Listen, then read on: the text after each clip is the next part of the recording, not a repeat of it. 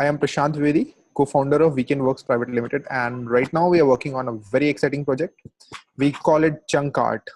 Our website is junkart.in, junkart.in. Check it out. It's cool. It's a recyclable waste management platform where the scrap collectors, runners, and shop owners, your local kabadi walas, can get scrap pickup requests in real time. It's a sort of we're doing it in a sort of Uber way. So it's a for-profit social enterprise where we are enabling them to leverage the technology so they can earn more and save time. So next time, if you have some scrap lying around in your house, you can just drop us a request at junkart.in and we'll come and pick up your request. So that's about me and my startup. And if I describe the workshop, it was very informative and it has helped us a lot to rethink about the ways in which startups operate and how they can succeed. And most importantly, when do they fail? Absolutely. And the talk about disruptions was an eye-opener. I mean, we knew what disruption is in a way that was very vague, but Vishwanath's thoughts about how disruptions actually work and how startups can be the David and avoid Goliaths. That's something you can check out, David and Goliath's story. So how startups can be the David and avoid Goliaths, and it has been delivered with amazing clarity. When we think about it now, we see a whole new world full of patterns and Davids and Goliaths all around. Vishwanath's talk has helped us truly understand these patterns like never before. We were not able to look into these ways earlier. But if we narrow it down to three stuff only, it would be: don't jump into the code with your idea. Try it with the existing infrastructure available. Use tech or other ways when you think it's suitable or when you actually need it. Like we being techies try to solve everything using code. That might not be a great idea in most of the cases, because that ways you might end up with a product which the customers may or may not need. There will always be a uncertainty. So if you try to do it with the business first approach, in that case, your product would be much refined and much to the point where the customers actually might want it. So that's a better probability that you should definitely consider.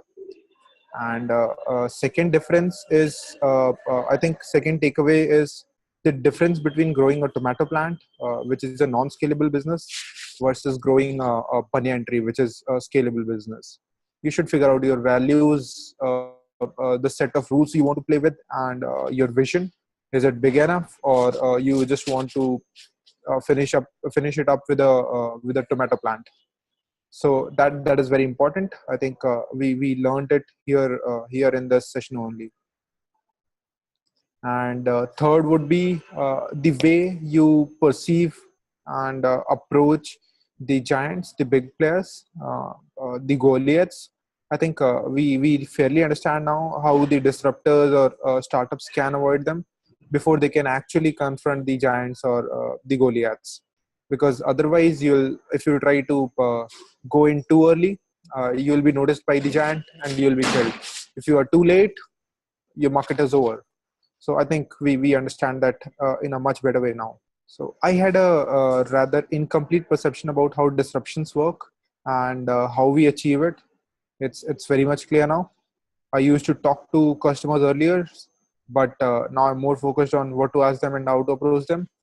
So I remember a quote from a session where Vishwanath said, "Don't just talk to your customers, stalk them." That actually is true. If you know your customers like you know your father, your mother, or your girlfriend, I think that way you'll have a much better visibility into what your customers actually want.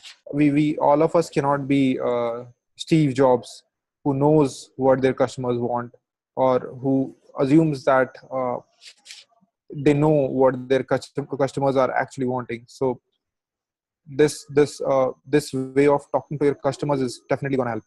Yes, definitely. I think we are now more business centric than we were before. Being a techie, I used to think tech before business earlier, but it has changed now. I can think in terms of business first and the ways I can test the hypothesis before building the tech around it. I understand scalability better now, and it is reflected in the business models that we think post the bootcamp. Earlier, it was not that good, but now I think we have better visibility in how we are building the business models and how we are approaching the market. Absolutely, this bootcamp is a great place for entrepreneurs, first-time entrepreneurs, and even experienced ones. It's a whole package. You learn so much in 3 days that you might take otherwise several weeks or months. There's so much we entrepreneurs assume, which is not how the real world business operates. Moreover, Vishwanath delivers it with so much clarity and passion that you cannot hold yourself applying his thoughts into your business. It will change the way you think about your business. I mean, this boot camp is only going to make you wiser, much wiser. It's worth your time. Yes, it's absolutely worth your time. No matter where you are in your business, it will always help you. Yep, that's it.